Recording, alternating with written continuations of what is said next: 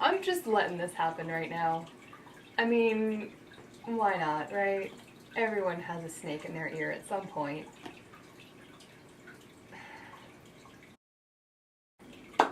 Hi everyone, it's Faith.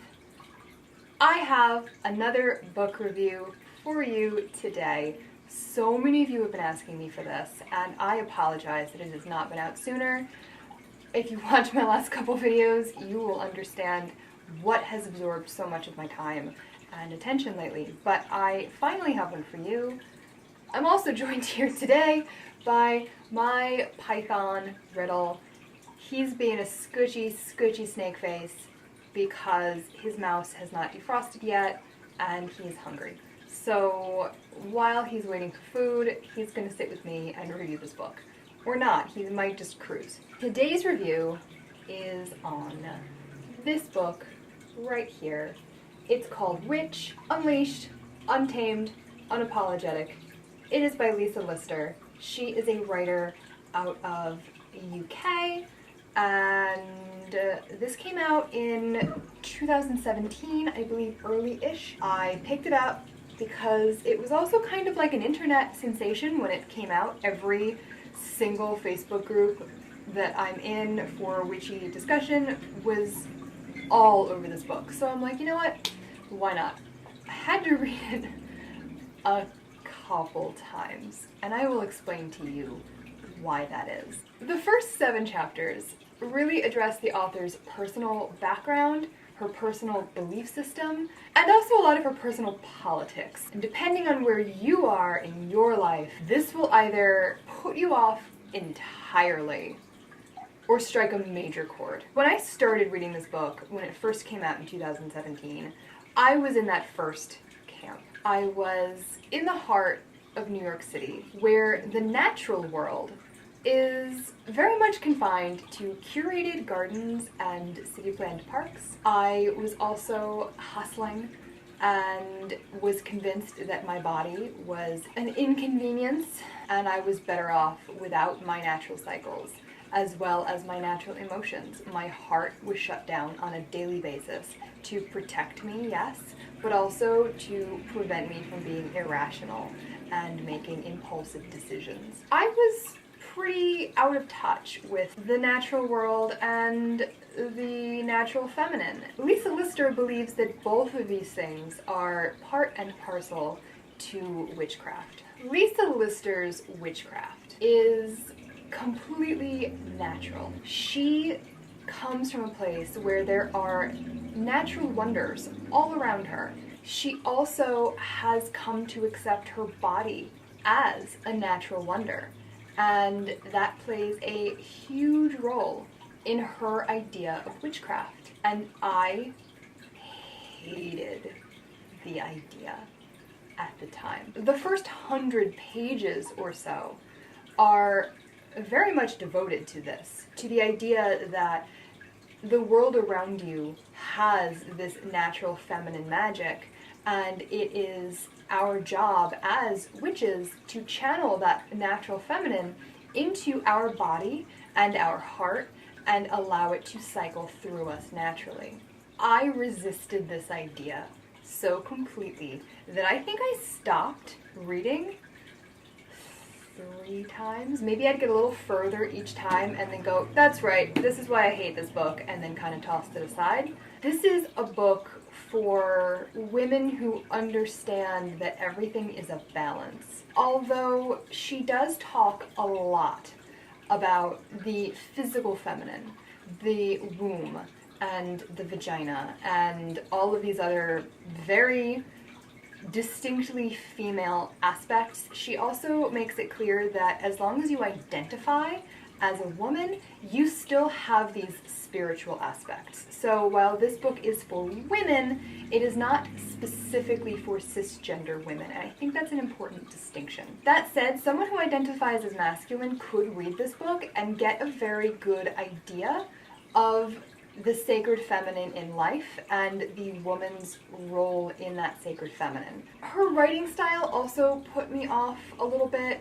She uses these very strong kind of single statement ways of phrasing things, it can be a little halting at times, and I understand that she's going for power, but it doesn't necessarily flow all the time, and for me that's really important. I like my reading to flow very naturally, and I also don't necessarily like the viral marketing that's built into this book. So like each chapter ends with kind of a layout like this, where she'll have a phrase to sum up the previous chapter. Yeah, chapter 1, Wake the Witches, becomes a hashtag throughout the rest of the book.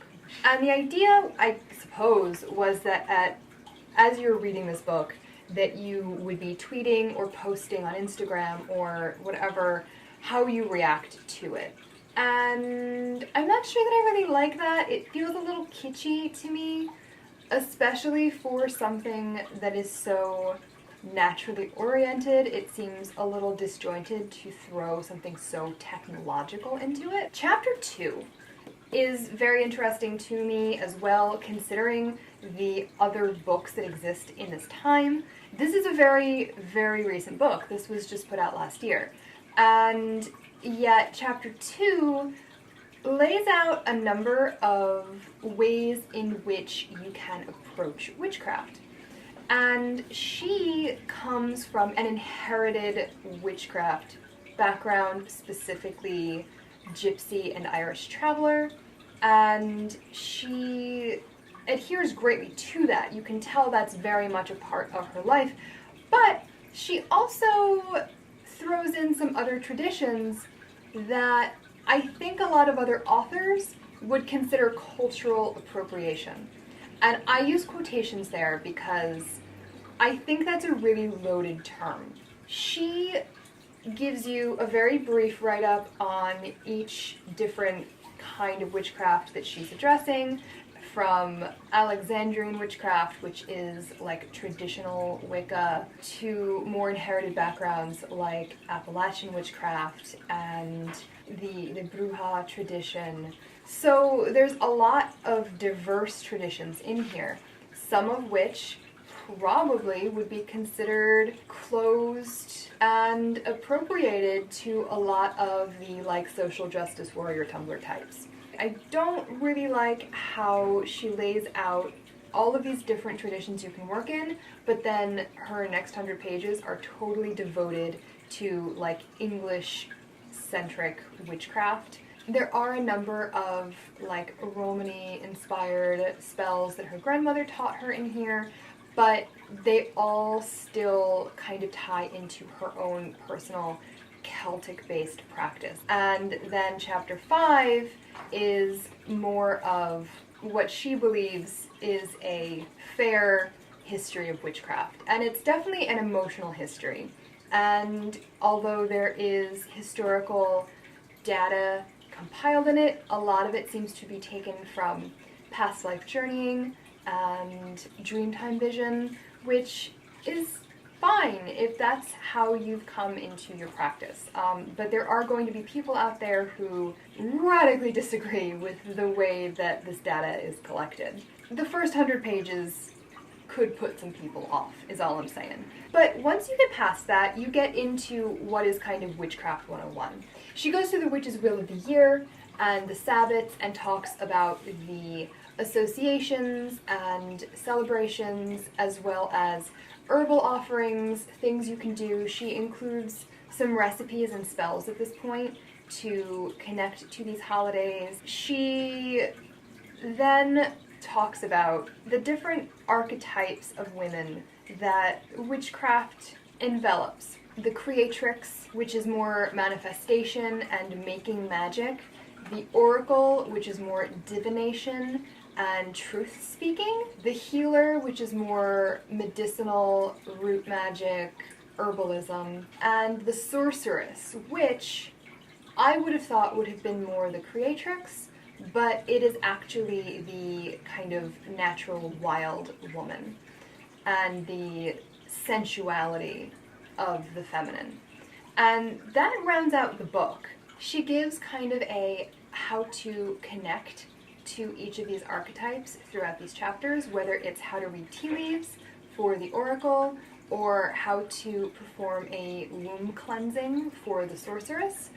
There are some more traditional spells, like a money jar spell for the creatrix, and also a fairly detailed herbal for the healer, how to create teas and tinctures based on typical kitchen household herbs. If you're looking for a 101 most basic, what do I need to know about witchcraft book, the second half of this book is honestly pretty good. I think the first 100 pages could be challenging.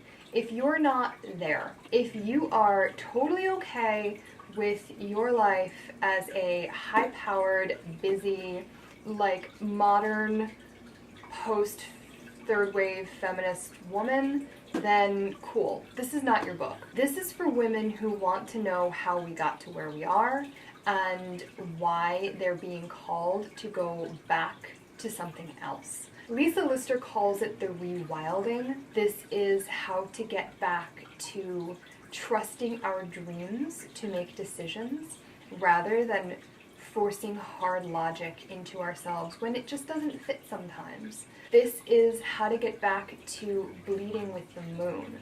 This is truly rewilding. And if some of the politics seem backwards or radical, yes, there is the political element that I kind of tore apart in my last review about basic witches, but I think it comes from a different place. This is more radical acceptance than it is radical equality. I think it's actually a very different sentiment. I think it might actually be the total opposite sentiment. Lisa Lister says, we're not all the same. We're not all equal. We're relative. Women have inherent talents that are different from men. We are better off and healthier listening to those inherent talents and following those inherent drives. And again, when I say women, she also does make it clear that this applies to trans women. The world needs women who tap into their heart and live fully from it and create from that spiritual womb space. That's what the world needs right now, and that is what Lisa Lister is begging us to do. She, yes, lives in the UK, which is a very different place than America at this point in time. She comes from a tradition that accepted all of this, although she also lays out her personal journey, disavowing all of it and seeking this high-powered journalism career and falling out of touch with her body and developing some really nasty illnesses. And you know what? It's a story I hear echoed by a lot of women in our modern society. So this seems like a problem to me. She does name drop a bit, like there's a couple other authors that she mentions. She opens the book talking about a conversation over brunch that she had with Holly Grigsfall, who wrote Sweetening the Pill, and it's about how we have like sold society on birth control as necessary. That's interesting to me to know that they are friends and share a dialogue. I would be glad to review Sweetening the Pill as well. Let me know in the comments if that's something that you're interested in, or if you're just like, no, just keep it to witchy stuff, okay? I do like this book a lot. I really do. I'm gonna keep it. I was honestly kind of thinking I would like hand this off to someone else, but I think I do like it, and I think that it's something I could probably benefit from reading again at some point. Maybe if I'm feeling frustrated with myself, my body, my practice, it might be a good thing to refresh myself and remind myself why I do this in the first place. I really appreciate the engagement on my last book review, and I'm really curious to hear if any of you have read this book and what you think of it as well, because this is a very different kind of book, but still in that very modern 2017 like post-Trump like dialogue of feminism. It's the opposite side of that dialogue of feminism, but it's still in that same vein. Thank you so much for watching. If you like this video, give me a thumbs up. I plan on doing a bunch more book reviews for you, as well as other general witchy topic videos. Make sure to subscribe to see all that and more, and I will see you next time.